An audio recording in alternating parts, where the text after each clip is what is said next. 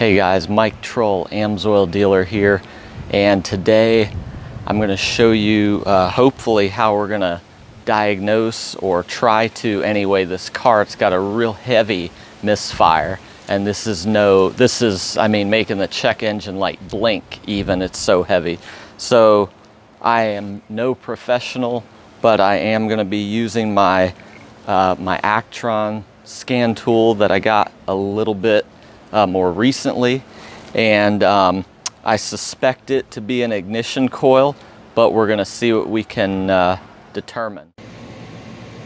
Alright guys, so I did this while I was driving, so I recorded some data. So let's go back and look at that if we can. And 03 Accord. So there's a bunch of codes. Most of them are misfire codes. Let's do recording, because this is where I think recording 1 was the best. So on this one I just copied 4 PIDs: the throttle position, the RPM, and the short-term fuel trim on bank 1 and bank 2. So if we go forward in the frames, this is gonna show you some interesting stuff. So I'm going forward here, and you see that bank 1 fuel trim, which is, I'm gonna highlight it, it's this one right here. See, short-term fuel trim, bank 1. If you're not familiar with fuel trims, there's a really good video on it by a channel called Schrodinger's Box, and basically the computer is instantaneously adjusting, and so that one right there, bank 1, it is adding 2.3% fuel, and on bank 2, the next one down, it's actually subtracting 5.5% fuel. And so the way this car normally runs, which I don't know if this is ideal or what, but it's usually negative fuel trim. So that bank 1 being positive is showing us, something's going on. Now let's go forward a frame or several frames, and as the as the throttle and the RPM are climbing, look at that bank 1 fuel trim. Oh, now it's up to double digits. It's got 10.2 and 14, 17, 28. Wow. And look at that bank 2 is still negative 3.9. I'm going forward here in these frames, so over 30, the 32 at 1800 RPM, 32. So let's talk about this, guys. What I think is going on is for bank 1, which is the bank of cylinders near the firewall, if a misfire's happening, and so rather than seeing that as a rich condition, because there's the fuel and air is not being burned, it's seeing it as a lean condition, because again, the oxygen sensors cannot read the gasoline in the mixture. All they see is oxygen, so they assume that the engine's running extremely lean, hence the addition of a lot of fuel. That short-term fuel trim bank 1. I'll go back. There's 30 and a half, 32. I mean, this is just crazy. So, and you can see that other one's still negative 3.9. So there is definitely something going on with bank 1.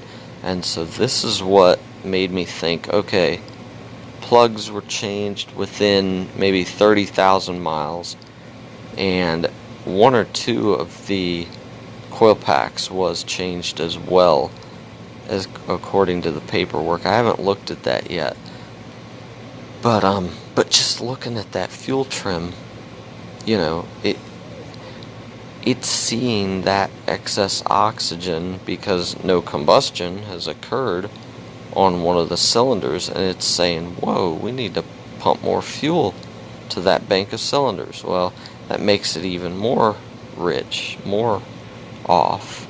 So this, I mean, basically is how I came to the conclusion that the car needs, that it's a bank 1 issue, and that it was an ignition coil. Now, could it have been a, let's go down here, could it have been, see the long term's right around 10.2, 10.9, nothing wrong there.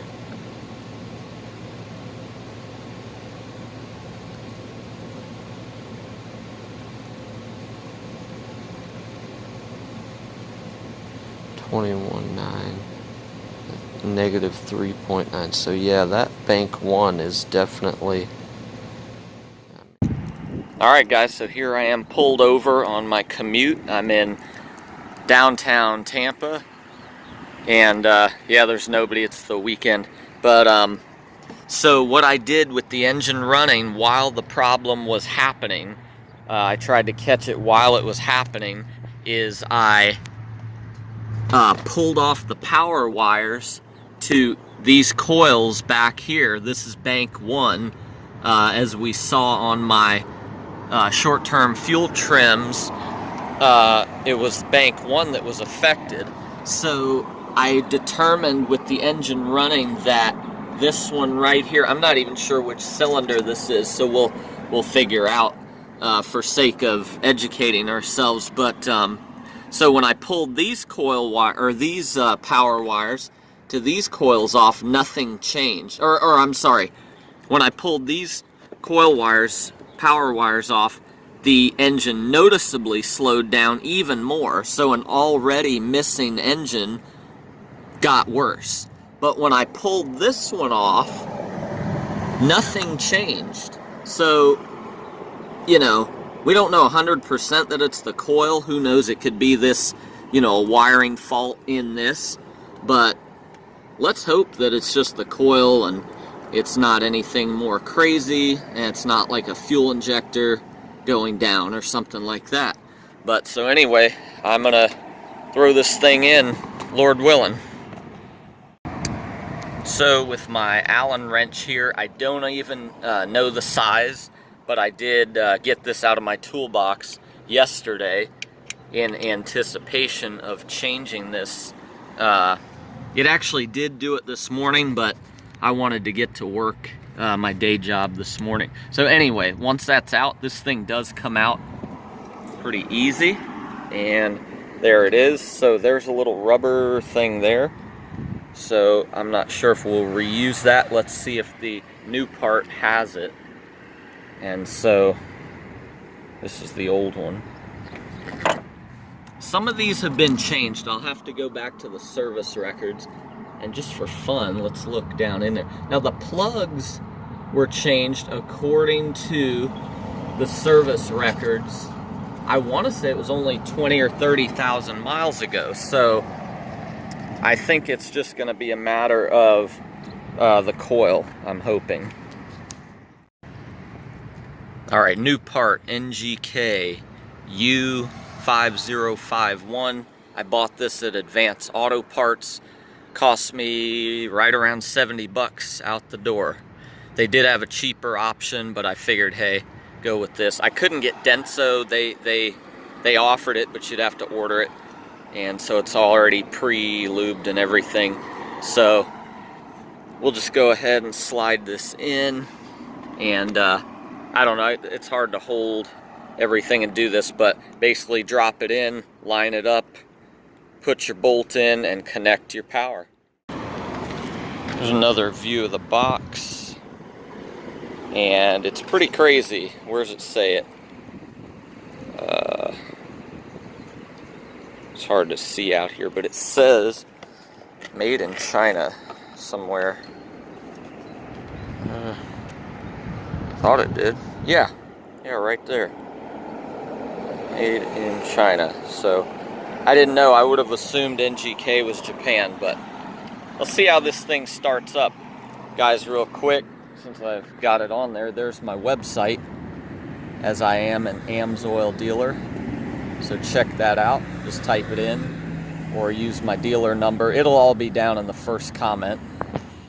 Sorry about the lighting. I think this is the 9690. I'm not 100% sure. It doesn't even say on here for some reason, but it's the one that's supposed to work with OBD1, because I do have that 89 5-liter Mustang, and I was thinking maybe I could use it one day with that. If you're into diagnosing, definitely check out, there's channels like Schrodinger's Box and Scanner Danner. He's really good, so they know their stuff. Data stream, view data, record data. That's what I was doing before. But I'm gonna go ahead and start up, and hopefully we're fixed, because I need to get rolling.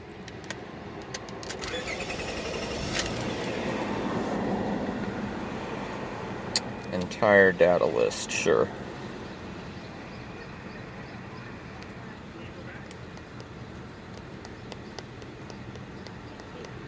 So now it's different.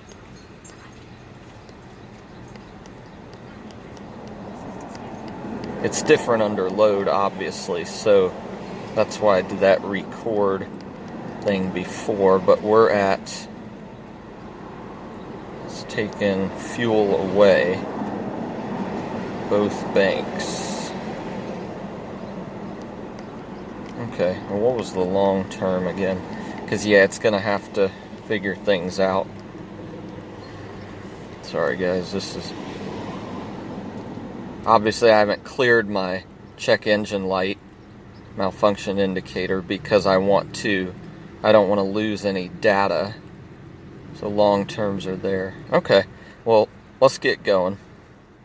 Alright guys, it's probably too early to say definitively because the issue wasn't occurring constantly, but on my last several commutes, it was occurring, I don't know, 30-40% of the time. And so, funny enough, when I got to the parts store yesterday and tried to determine which coil it was, the miss wasn't occurring at that point. And I tried it again at home yesterday. And so, like I said, on my way in this morning, it was doing it, but I just needed to get to work. And so, thankfully, I had the chance after work just now to isolate it. Again, what I did was, I knew from my short-term fuel trim that bank 1 was the issue. So,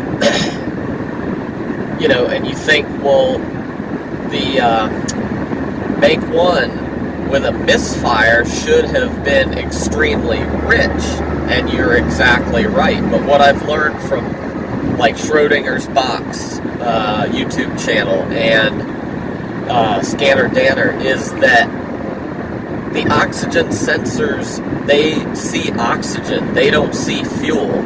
So if a misfire occurs, they don't see the unburnt fuel, they see the oxygen. So they're assuming that your exhaust is really lean and they need to pump up the fuel. So it does exactly what you don't need, is send more fuel to that entire bank, those 3 injectors on bank 1. And so you kind of have to think, as pardon me if I get the name wrong, but I think his name is Mark from Schrodinger's box. So what he says is you have to learn to think like your car's computer in order to, become good at diagnosing. And I am not claiming to be good at diagnosing cars. I got lucky in a sense. Well, I don't believe in luck. God is sovereign. But there's a possibility that it wasn't the ignition coil. It could have been an injector not firing intermittently or something like that, some other reason. But I took a chance. I bought one coil pack. I said, hey, there's 6. At some point on a car this old, they are going to start to go. So I felt like if I bought one and this wasn't the problem, it wouldn't be a totally wasted purchase. But it was not a true to-the-end diagnosis. I think you would need something like a scope, which I hear those guys talk about that a lot. I don't have one. And so anyway, so at this point,